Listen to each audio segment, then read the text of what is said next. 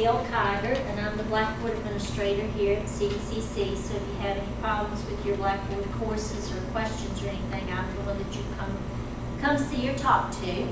I've put 2 URL addresses over there on the board. You might want to write them down. The first one, HTTPS learn, that is what we call the back door in the Blackboard. If you click on My CVCC and the server happens to be down and you need to get into Blackboard to work on it, then you can bypass it by going directly to this URL address here, and that takes you directly to the Blackboard logon screen where you can put in your username and your password and get right into your Blackboard, okay? The second one is for your email, your student Gmail.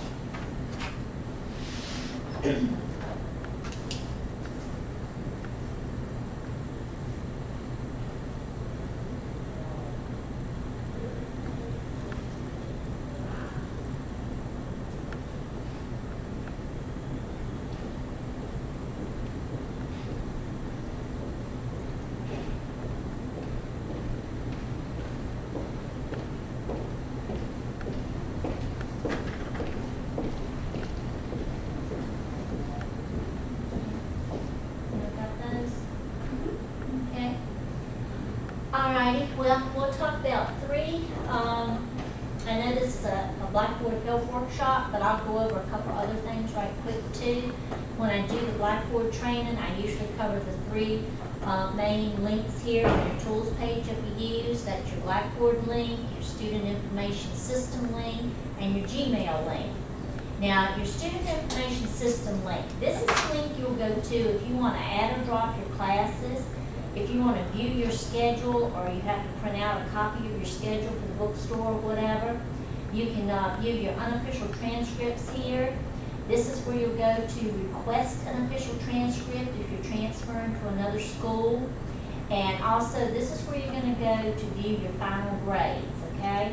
You'll get a grade in your individual Blackboard classes, but this is where you'll go to view your final grades. Now, your Gmail link, this is the email account that the VCCS gives all the students and staff here to use. This is the account that you're expected to use to correspond with your instructors, not your personal Gmail or your Hotmail or Yahoo or anything like that. This is the one they want you to use. Now, I'm sure both of y'all know how to use your email and everything, so I'm not going to go over that. For Blackboard, you'll click on the Blackboard link. Now, if you're taking a web-based or a hybrid class, you're definitely going to be using Blackboard. If you're doing a face-to-face class, it depends on whether the instructor decides to use Blackboard with their course or not, as to whether you have a Blackboard site for it or not. So if you do have a face-to-face class and you're wondering about it, just ask the instructor, are you going to be using Blackboard as a supplement to your face-to-face class, okay, and see what they say. If they say, yes, I am, and it's not showing under your list here in your module, then you might ask them when they plan on making it available. If they say they've made it available already, then you might need to contact me to find out why it's not showing up on your list, okay? So when you click on the Blackboard link, what you see is you come into what we call the modules page. Well, that's because, obviously, it's got all these modules on it. And this module here is the My Blackboard Courses module. This is where all the courses that have a Blackboard site associated with them that you're in are going to be located. So go ahead and click on the one that's called CVCC's Role Ready for Online Learning Fall. Have you all got that one? You should, yeah. Okay. And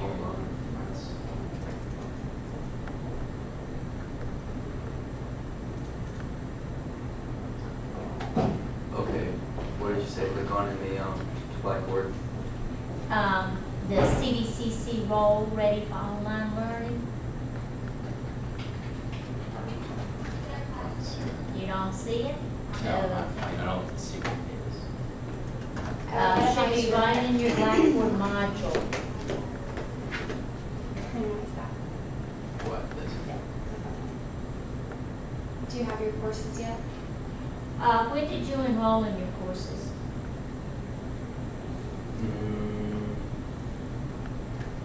Recently? I don't know if I've actually technically enrolled in them yet.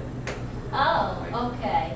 Well, if you hadn't enrolled in the courses yet, then chances are, if you're not enrolled in any courses here at CVCC, then you're I'm not actually gonna- like enrolling in I believe it's like Northern Virginia Community College for like, I was told you know what I'm saying?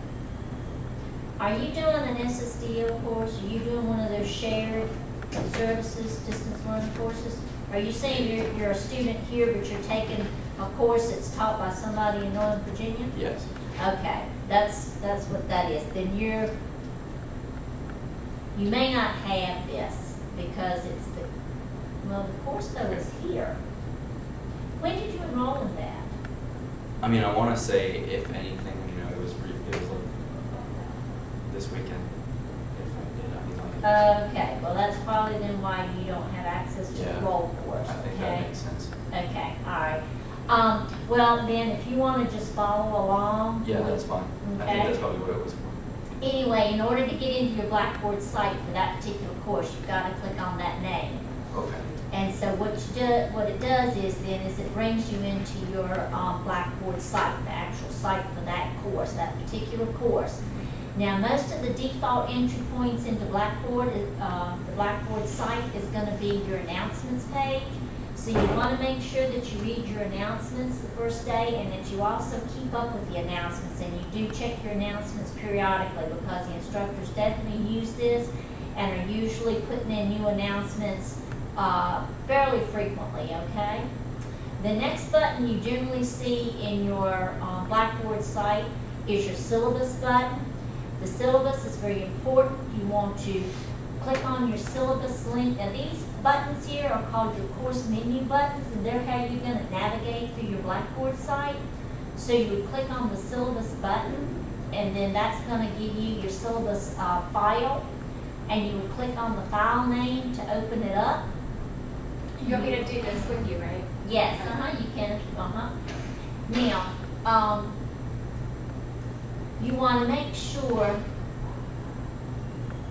that you read your syllabus though, and that you're familiar with it, and maybe even print it out, because that syllabus is going to have information in it as to what the instructor expects from you in your course, and most importantly, it usually has in there when your homework is due, the due dates for that, the due dates for any kind of tests, quizzes, projects, and so forth and so on. So it's real important to look at that syllabus and be familiar with it, okay? And if not, even printing it out. The next button that you'll probably see and that you'll be using a lot is going to probably be your assignments button. So if you click on the assignments button, this is where your homework is going to be located. And unless the instructor has a menu button here called Test or Quizzes, then this is also where your tests and quizzes are going to be located, is under the Assignments button. Now, when you see this icon right here, this piece of paper, this pencil, and this ruler, that tells you that is an assignment. And in order to get into the assignment to do it, you've got to click on the name of the assignment. So you go ahead and you click on Viewing Announcements.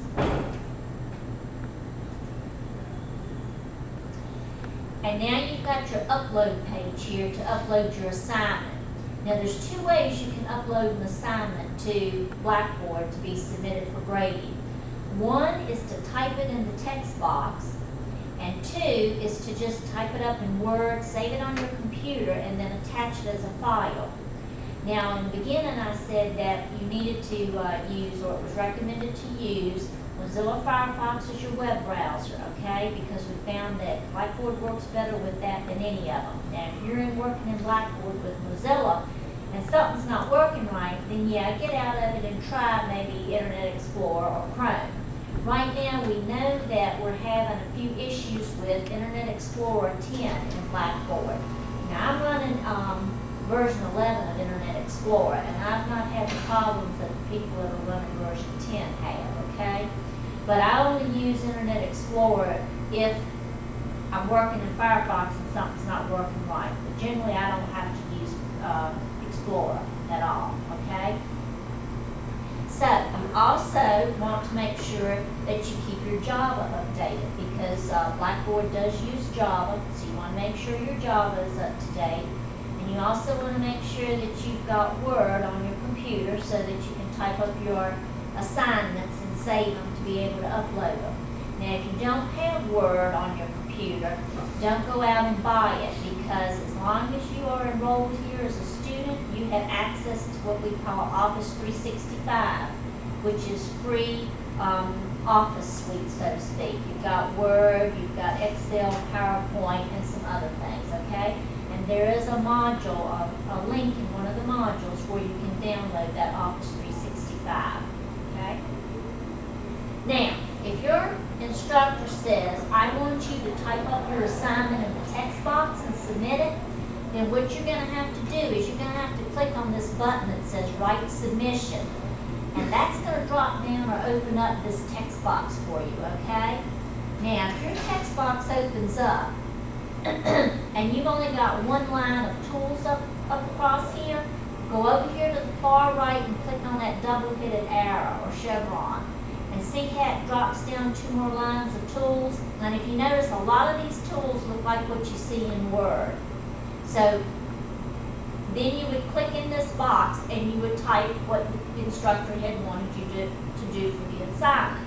Now, the only drawback about this is if you're typing in the text box and your internet goes down or your computer messes up, you've lost everything you've typed. So I'd hate for you to type 300 words or more and then something happened and you lose it.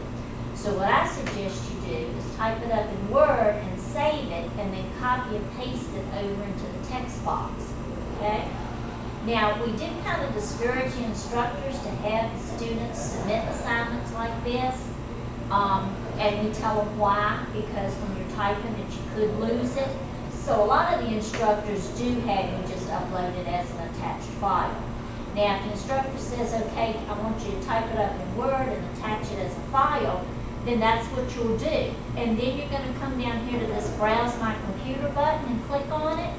And then this allows you to go to wherever you've got your document saved on your computer, and you double click it. And when you do that, then it's going to attach the file down here for you. But let's just say that for this assignment, we're supposed to read the announcements and then just type our name in the text box. So let's just say we've already read the announcements. So let's just go ahead and type our name in the text box. So go ahead and do that.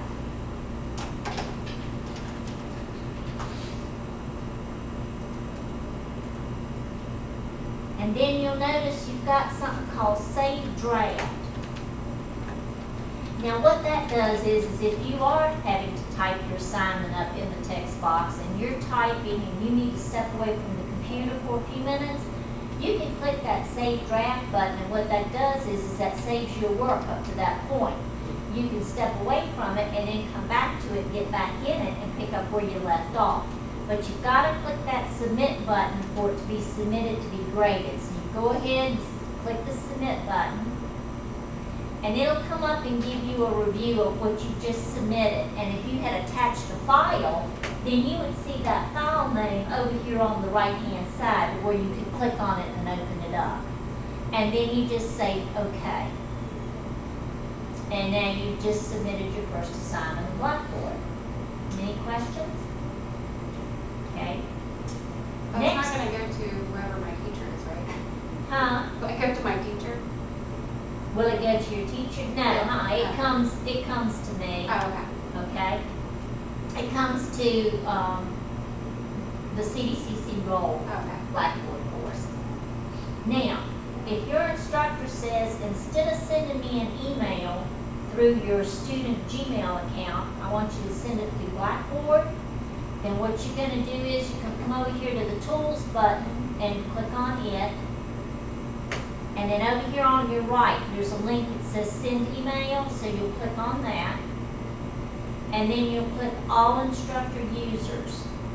And notice how it automatically puts in our email address for you, and yours too, so that all you have to do is just put a subject in the subject line, type out your email to them. You've got the ability to attach a file down here if they want you to attach a file, and then you would just submit. That's going to send the email then to your instructor's staff email account. Now you can send email through Blackboard, but you cannot receive it. So what Blackboard does is it takes and makes a copy of this email you just sent to your instructor and sends it to your student Gmail account. That way you've got a record that you did send that email to your instructor, and if your instructor says, hey, I never got that email from you, then you've got proof in your Gmail account that yes, you did send that email to them, okay? Also, if you need to send an email to, say, one of your class members and you don't know their email address, all you have to do is click this Select Users link here, and what it's going to do is it's going to list the name of everybody that's in your class. And then you just go down through and find the person's name that you want to send that email to and click on it. You click on that little right arrow so it kind of shoots it over here in that selected box. And then whoever's in that selected box is the people that's going to get that email. Okay? And then you just finish filling it all out the way you normally would. Alright, let's go back and click on that assignments button. Discussion boards. A lot of instructors do use the discussion board and they grade you on your participation in it. So if your instructor says that you've got to participate in the discussion boards, then what you're going to do is go up here to the discussion board button. Now, if they don't happen to have a discussion board button in the list right here, your course menu here, you can always get to it also from the tools button. Just click on tools and then you see how you can get to discussion board there. So go ahead and click on discussion board. Now when you get here, this is the name of your forum, okay? It's going to have the name of the forum there, and then you're going to see the directions that the instructor has typed out here as to what it is they want you to do in this discussion board. Now in order to get into the discussion board and create a thread and also reply to other students' threads, which is usually what they want you to do, you just have to click on the name of the forum. So go ahead and click on the Rolls Iowa Cafe forum name. Now, when you come into your discussion board, you want to look up here to the right corner and make sure that you're on the tree view as opposed to the list view. And next what you want to do is you want to say expand all. If you notice, these threads here have plus signs on them. That tells you that someone has replied to those students' threads. So in order to see all the threads and replies, you click expand all, and that's going to open them all up for you. So what you want to do first is you want to create the thread to answer the discussion question or whatever it is that the instructor wanted you to do. So go ahead and click create thread, and you'll put a subject in. Now this just says this is a forum where you can introduce yourself to everyone. So just go ahead and introduce yourself. Anytime you see those little asterisks there, these are required fields. So you've got to fill them in or else Blackboard won't do what you want it to do. It won't accept it. So So go you just ahead want and our just, name? well, for the subject, you can just put hello or whatever you want to. And then in the text box part of it, you can just introduce yourself if you want to.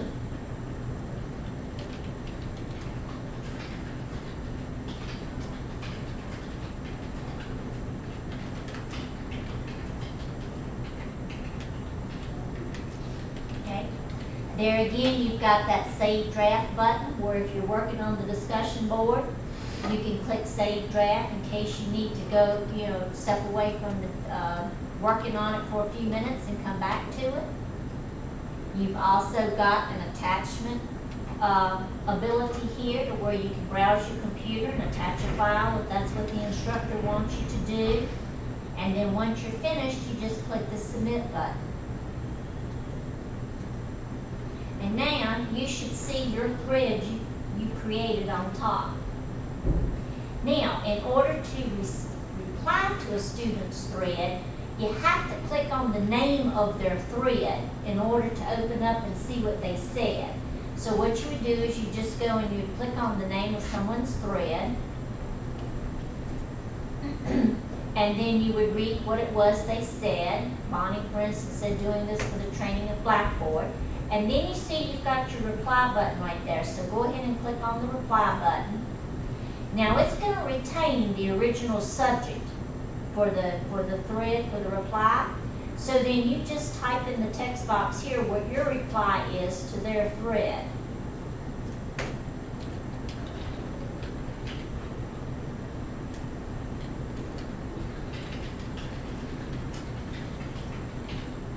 Okay? Then you would submit. Now it's going to come back and show you what it is that you just typed into them. And if you're satisfied with it, then you click OK. Just say, for instance, you decide you don't like what you typed, you want to change your mind, then you would just delete it and do it again. So then you go and you click OK. And once you do that now, that's going to post your reply then to their thread. So if you notice Bonnie here that I replied to, now she's got a plus beside of her thread name. So what I come over and do is I click Expand All again. And now I can see that Gayle and Kelly responded to Bonnie's thread. And if I want to see what Kelly said, I just click on the name of the thread across from Kelly's name. Okay? And then just say, okay. Any questions about participating in the discussion board? Okay. Alrighty, let's go back and click on the assignments button. Next talks about taking an assessment. Now, some instructors will attach a file for you to read, open up and read before you start taking the test. What comes to mind is the keyboarding instructors. They will attach a file and you have to open it up. And it tells you, okay, I want you to type a business letter, this is who you're typing it to, this is the spacing of it, you know, all that information that you need to know in order to do it, because the test is actually typing the letter or whatever. So, this here says that they want us to review the attached document about Netiquette, and then once we're finished, then proceed to the Netiquette quiz. And you can find that in the practice quiz and crossword puzzle folder. So first we have to open up the Netiquette quiz document. So you just click on the name of it, Netiquette. You open it up and you look at it and you read it. Netiquette is just network etiquette, really. And you scroll down and you read through it, and then you've got those little emoticons that tells you what those little faces mean and everything. And you're finished reading your document that the instructor has supplied, so you can just go up here and click the tab to close it. And now it says go take the Netiquette quiz, and that's in your practice quiz and crossword puzzle folder. Whenever you see a folder there, you know there's something else in there. So you've got to click on the name of it in order to open it up and see what else is in there. Now notice for the Netiquette quiz, that little icon has changed. It's now a piece of paper, a pencil, a check, and an X. You know then that's a test, different from an assignment. So in order to get into the quiz, you've got to click on the name of the quiz. And at this point, it's real important to read your instructions, because these instructions are going to tell you whether this test is timed or not, if it is, how much time you have to take it, whether your time runs out, whether the instructor has set it up for Blackboard to automatically take it out of your hands and submit it to be graded, or whether they're going to let you go past the time limit and finish it yourself and submit it. It'll tell you whether you've got more than one attempt to take this test. It'll also tell you whether once you get into this test, you are forced to finish it and submit it, or whether you're able to save it and come back to it. So it's just a whole lot in these instructions that you need to be aware of before you start taking your test. So just make sure you read your instructions before you take your test. And in order to take it then, you're going to click that begin button. Now notice this test is timed, so you see your clock, well, we call it a clock, but your clock is starting to tick down here now with how many minutes and seconds and all that you've used it. So what you'll do is you'll come down here and we say, okay, what does the word Netiquette stand for? Network etiquette. So just click the little radio button there to the left of that. And you'll notice over here on the right in just a few seconds, Blackboard's gonna automatically save that answer for you, okay? What does it mean when you communicate online using all capital letters? Well, usually it's you're angry or shouting. When you correspond online, what can happen if you leave the subject line blank? Now, we didn't go over that, but when you're corresponding with your instructor through email, you want to make sure you do not leave that subject line blank, because if you do, the computer might look at it and take it as spam, and then it's going to go to the instructor's spam folder, and they're not going to be checking their spam folder. So you want to make sure that you put a subject in that subject line, and a good rule of thumb of what to put in there is your subject and the subject number and the section number that you're in. Because you've got some instructors that are teaching 4 or 5 different sections of a course. So if you put the section number in there, then that alerts them as to what section of the course you're a student in. So then that kind of answers then the next question. What important information should you put in the subject line when you correspond with your instructor? Your course name, number, and section number. And in question 5, what does that funny looking emoticon mean? I think it's shocked or surprised. Now, you have to click Save and Submit in order to submit your test for grading. So you go ahead and you click Save and Submit. And what this does is Blackboard then kind of proofreads through the test to make sure everything looks okay. If it sees that you've left the question unanswered, it's going to let you know. It's going to come up and say, hey, the following question may be incomplete. Do you want to go back and answer it? And then you say, cancel to return to the test so you can answer the question.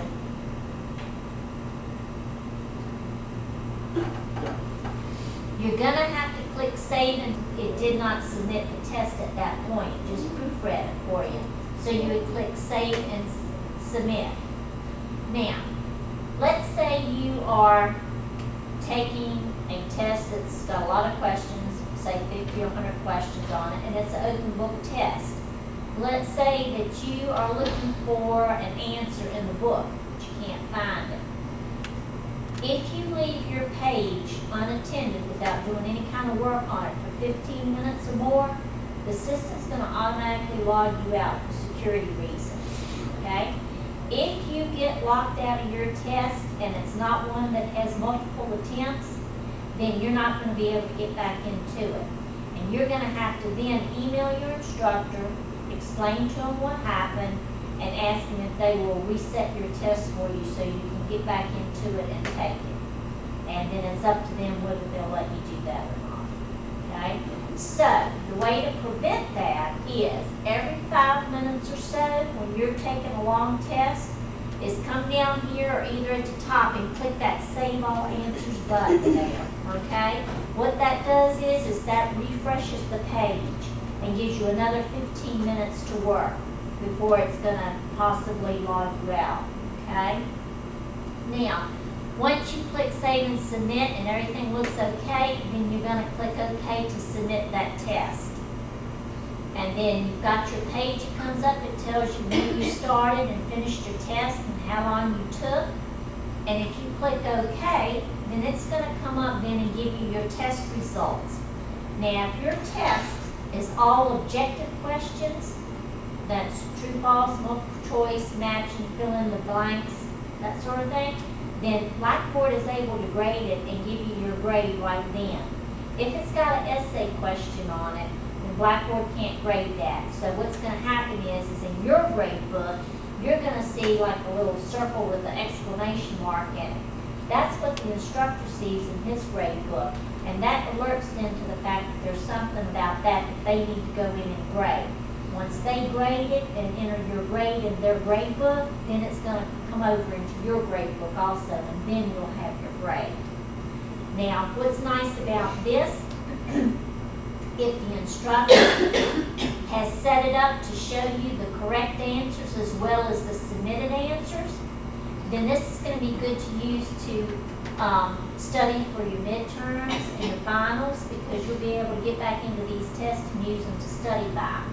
Now, some instructors will give you the correct answers, some of them won't. They want you to look it up if you get it wrong, you know, to try to find the answer.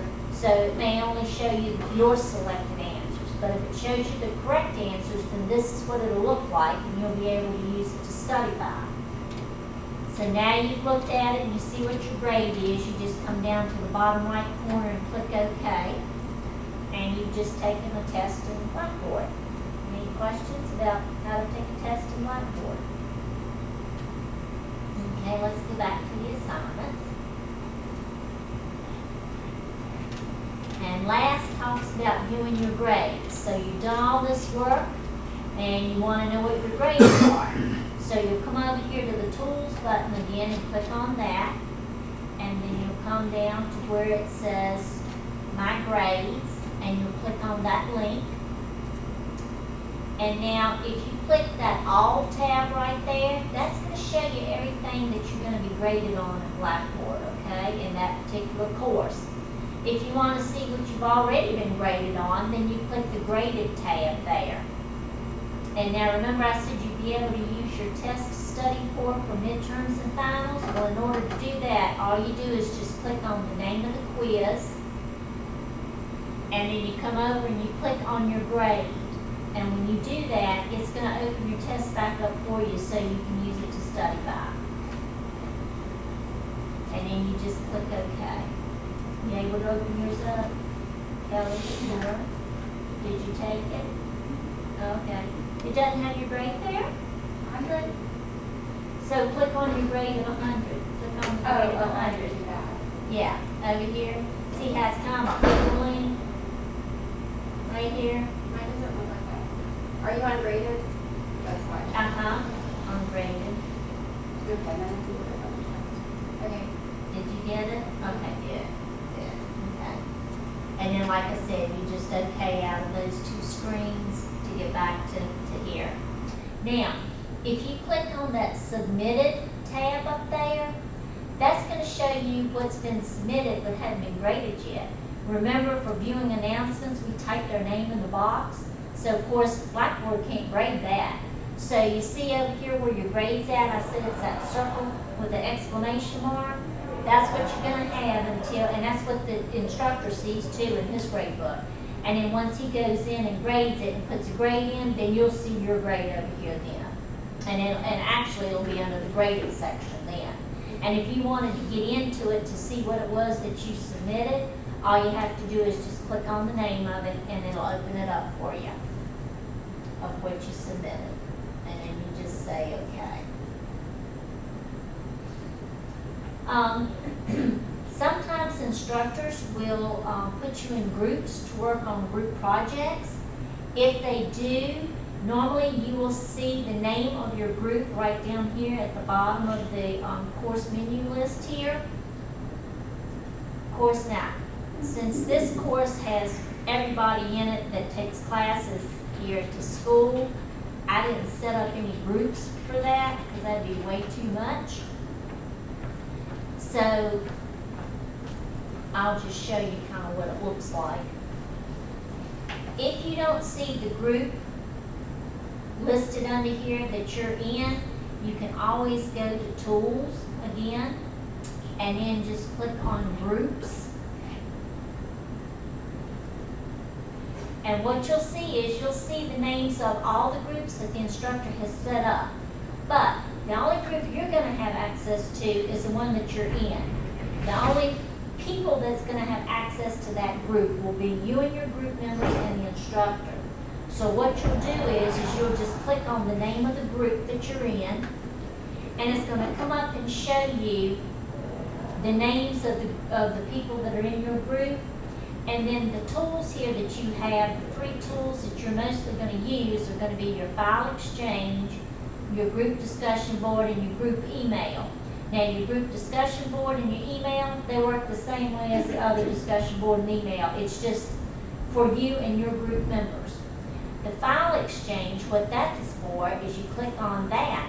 And this is where you'll go to upload your part of the project that you've typed up in Word and saved. so that you can add it here so that the rest of the group members can have access to opening up each other's files and reading the parts that they have set up. Now, only one person though in the group can eventually have it all together and submit it for the whole group, okay? But all you do is you just say add file, and you browse your computer, you go to where you had yours saved and open it up, and then just say submit, and it would put your file, which is by your file name, right here in this file exchange for everybody to be able to have access to.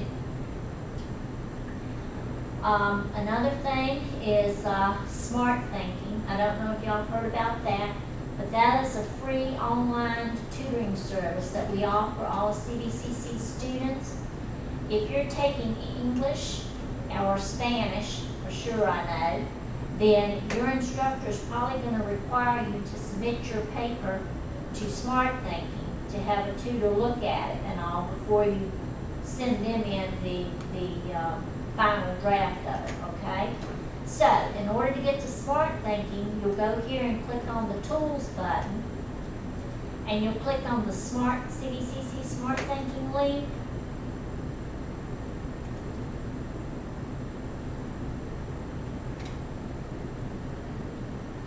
And you might have to close the one or whatever. But this will bring you then to the Smart Thinking page, okay? And if you scroll down here towards the bottom, the FAQ down here says, how do I submit my essay for review? If you click on that, that'll explain to you how to submit it and everything.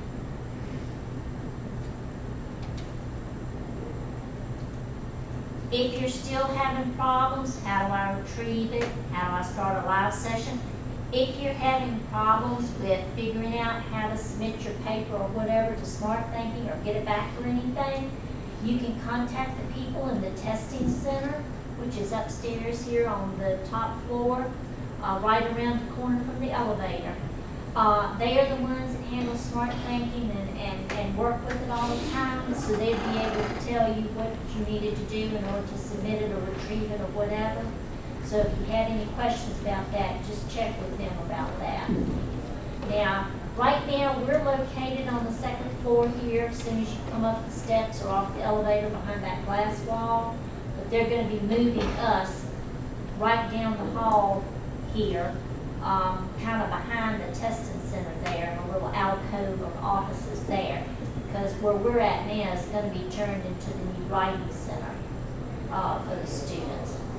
We probably will be moving there maybe around near the 1st of October. So if you need us, we'll be behind the glass wall maybe until around the 1st of October. Then after that, we'll be in that little alcove behind the testing center. Any questions so far about anything? Have y'all been in Blackboard and been doing any work in it or anything like that so far? I have been. It's like similar to what I was doing when I was At Radford? Yeah, I Yeah, do clicked they on- use Blackboard or do they use one of the It's- other learning management systems? It's like their thing, but it's similar. Oh, okay, okay. Yeah, there's other kind of management systems, but, and some use Blackboard, some use what's called Angel, some use what's called Moodle. It's just different ones, but a lot of it is kind of the same. Yeah. But, Blackboard's really nice. You have access to your information 24/7. That's one of the good things about it. And for instance, if your instructor happens to get sick, they can create an announcement and then check a little box that says send an email, and then that sends an email to you that says, hey, you got an announcement you need to check, and you check it and you look and you say, oh, great, I don't have class tomorrow because the instructor's sick. You know, not great that they're sick, but just great that I don't have class. Or, you know, so you've always got access to your materials, your syllabus and everything.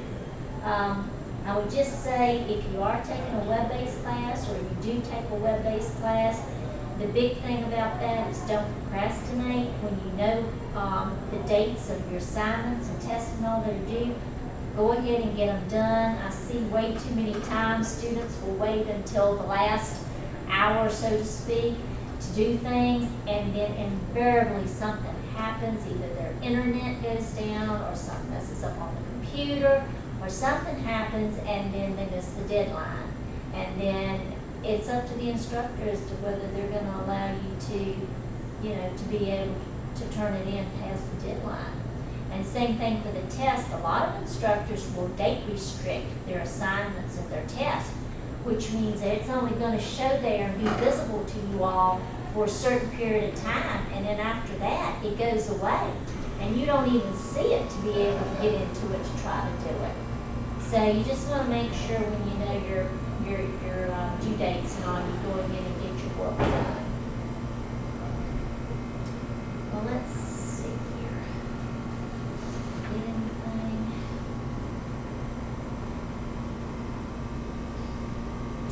Another good thing to have is a flash drive, and that way your work is mobile because you can work on it at home and save it to the flash drive, and then when you come to campus, you can have it with you and continue to be working on it if you need to, and then be able to upload it to your Blackboard site then to go ahead and turn it in, whereas if all you've got it is saved at home on the home computer, you gotta wait till you get home to be able to do it.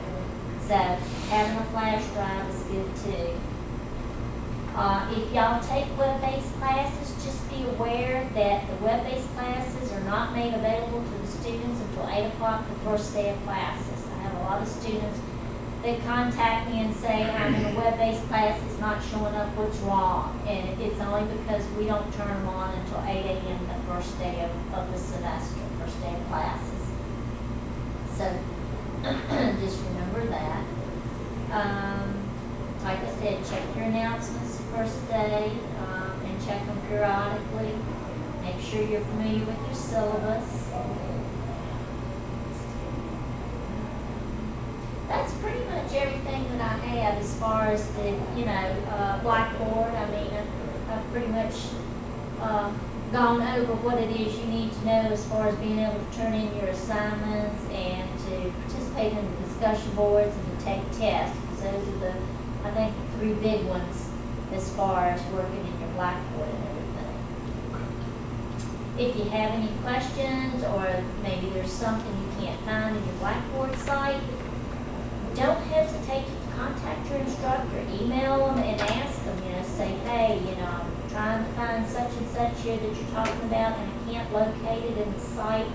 Can you guide me to where it's located, because I can't find it. A lot of times students will come to me and they'll have an assignment that was due 3 or 4 days ago, and they said, I just can't find it. And it's like, okay, why didn't you come to me before then, or why didn't you email the instructor and just ask? So, don't be shy. Go ahead and email them and ask them. So I have a question then. If even the classes, say I wanted to get together with a couple of the students that are in my classes that I actually take here on campus, are they listed? Can I get on there and show the names of the students that were in that class? Is that only online classes, or is that, okay, that's for every class? That would be, if you've got a Blackboard site associated with your face-to-face class, Yeah. then you get into that particular Blackboard site for that class, and you can go to that email, like I showed you, and it will list all the names of the students in that class only, and then you can email them, yeah. But now, you wouldn't be able to do it if the instructor doesn't have a Blackboard site set up for it, yeah, exactly.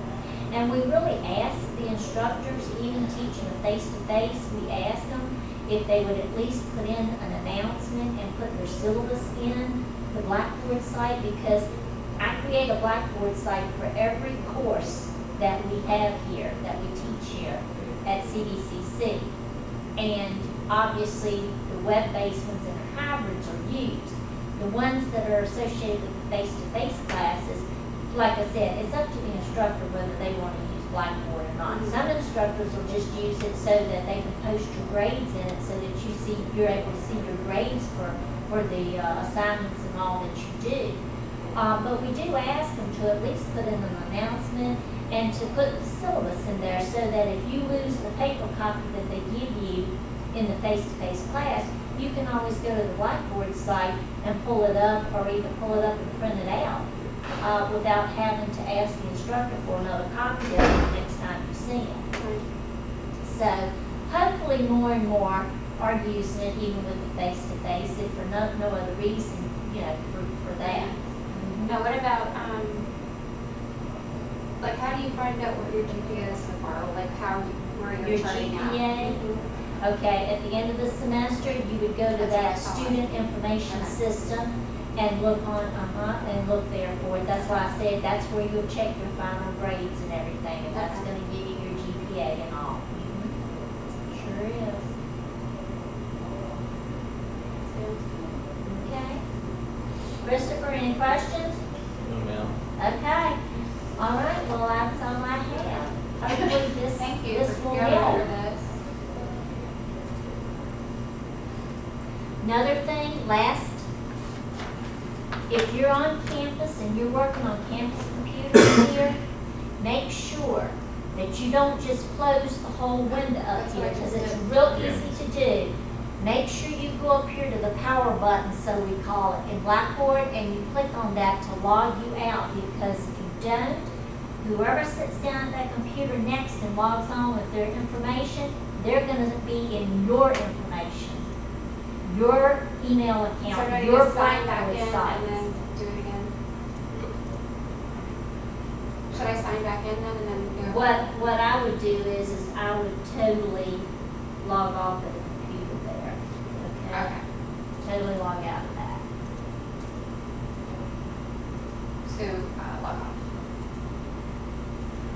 I've had so many students say, what is this? I don't know what this is. And you go and you look, and they've logged on as themselves, but they've got the next person, the person that sat down before them that was working, all they did was just close the window, and they're in their information. They're in their Wow.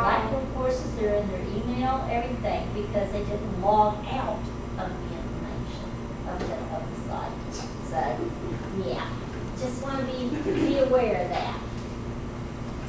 Okay, well, good luck, y'all. Thank you so much. You're so welcome. Thanks for coming.